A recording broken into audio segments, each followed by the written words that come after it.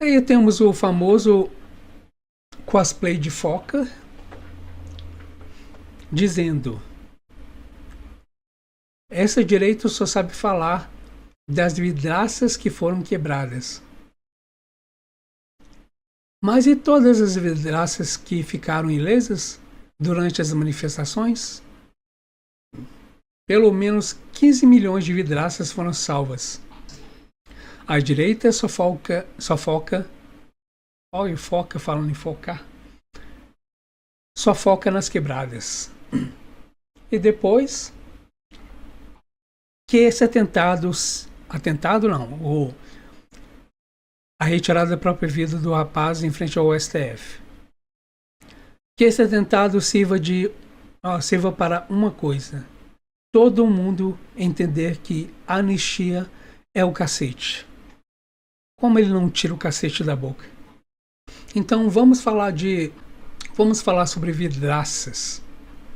Em 1969, na Universidade de Stanford, nos Estados Unidos, foi realizada uma experiência de psicologia idealizada pelo professor Philip Zimbardo, que consistia em abandonar dois automóveis iguais em vias públicas. Um automóvel foi deixado em uma região pobre de Nova York e o outro foi abandonado em uma zona rica da Califórnia. O automóvel abandonado na zona pobre, em poucas horas ele foi completamente destruído pela ação da população. E vários dos seus componentes foram naturalmente subtraídos. O automóvel deixado no local rico da Califórnia permaneceu intacto.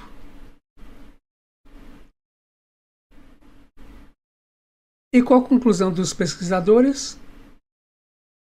Eles decidiram então quebrar uma janela do automóvel que se encontrava ileso na Califórnia. E o que aconteceu? Prontamente instalou-se a completa destruição do automóvel.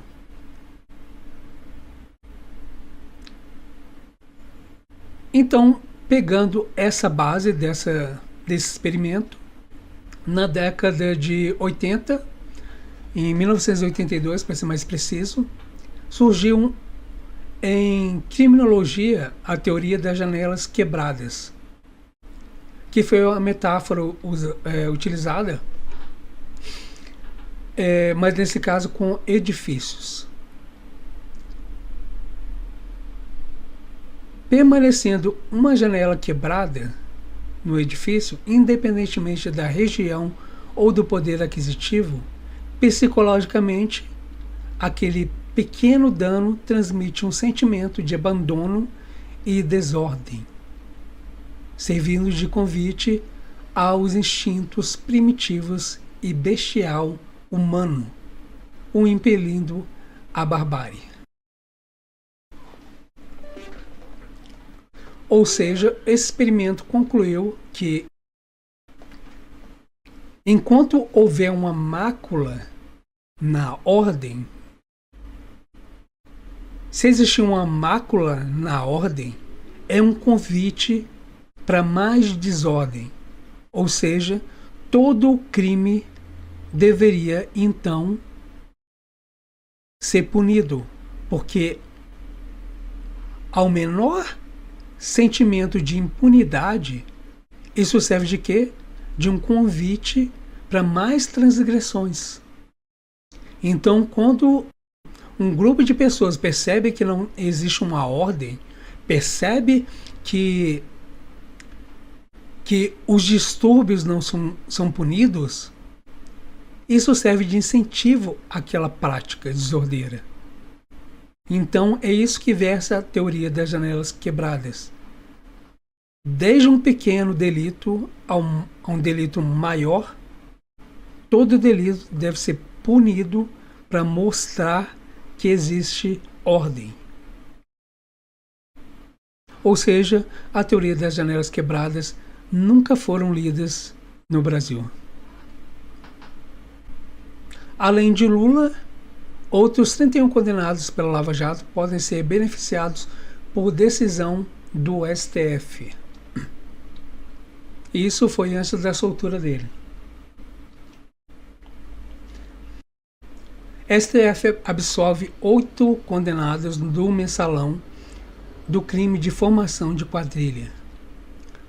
Lava Jato faz 10 anos sem políticos presos. Todos os políticos presos na Lava Jato foram soltos. Todos. Isso aqui na Veja, STF solta todo mundo. E realmente o STF é o maior causador de sentimento de impunidade no Brasil. Condenados na Lava Jato planejaram retorno à vida pública após absolvições. Saiba quem são e os planos. Ou seja, não basta apenas absolvê-los. Tem que deixá-los voltar à vida pública, concorrer a cargos eletivos.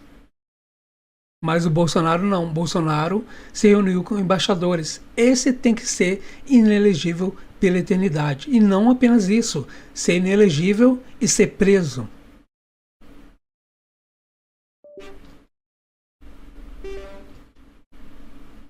Se hoje temos eleições do Lula, isso se deveu a uma decisão do STF, diz Gilmar Mendes.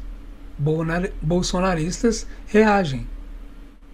Obviamente, porque eles viram a injustiça esfregada na cara de todos. Como não reagir? E como não concordar com Gilmar Mendes? Foi graças ao STF que o corrupto e lavador de dinheiro, condenado em 3 instâncias e por unanimidade, se encontra na usurpada cadeira da presidência, graças ao STF. Então, se o país se encontra nessa completa desgraça, é culpa do STF. O STF é o único culpado por tudo de errado que está acontecendo neste país. Bolsonaro não tem nenhuma chance de votar presidente da República. Agora vai depender da nossa capacidade de construir a narrativa correta. Porque quando se quer dar um golpe, se constrói uma narrativa. Primeiro para construir na mente das pessoas a ideia de que a mentira é verdade. E a mentira se tornando verdade. Então você pode aplicar o golpe que você quiser. Por que nós criamos o Fórum de São Paulo? Eu tinha consciência de que jamais a gente poderia chegar ao poder pela via do voto, pela via democrática. Começamos a conversar com os companheiros do Partido Comunista Cubano e com o companheiro Fidel Castro. E aventamos a possibilidade de fazermos uma reunião com toda a esquerda latino-americana para que juntos a gente pudesse chegar a ganhar o poder nos nossos países. Aqui no Brasil nós enfrentamos o discurso do costume, o discurso da família, o discurso do patriotismo. Ou seja, aqui nós enfrentamos o discurso de tudo aquilo que a gente aprendeu historicamente a combater. Companheiro Maduro, se quiser vencer uma batalha, eu preciso construir uma narrativa para destruir o meu potencial inimigo. Você tem solta no mundo uma extrema-direita raivosa que utiliza fake news como se fosse um instrumento de fazer política e nós precisamos destruir.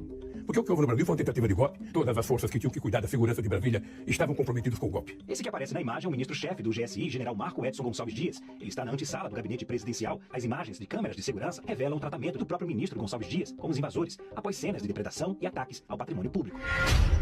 Em uma entrevista para o jornal argentino El País, às vésperas da eleição de 2018, o ideólogo do PT, José Dirceu, foi questionado sobre a possível derrota da esquerda naquele pleito. Essa foi a sua resposta. Na comunidade internacional isso não vai ser aceito. E dentro do país é uma questão de tempo pra gente tomar o poder. Aí nós vamos tomar o poder, que é diferente de ganhar uma eleição. Nós estamos tirando todo mundo que foi contratado no período Bolsonaro do governo. Eu acho que em algum momento ele vai ser condenado em alguma corte internacional. Ele nos acusa de comunistas, achando que nós ficamos ofendidos com isso. Isso não nos ofende. Isso nos orgulha. Esse tempo da liberdade de expressão como valor absoluto, esse tempo acabou no Brasil. Acabou. Foi sepultado. Deixa eu lhe falar uma coisa. O conceito de democracia é relativo para você e para mim. Porque quando se quebra um golpe, se constrói uma narrativa. Primeiro para construir na mente das pessoas a ideia de que a mentira é verdade. E a mentira se tornando verdade. Então você pode aplicar o golpe que você quiser.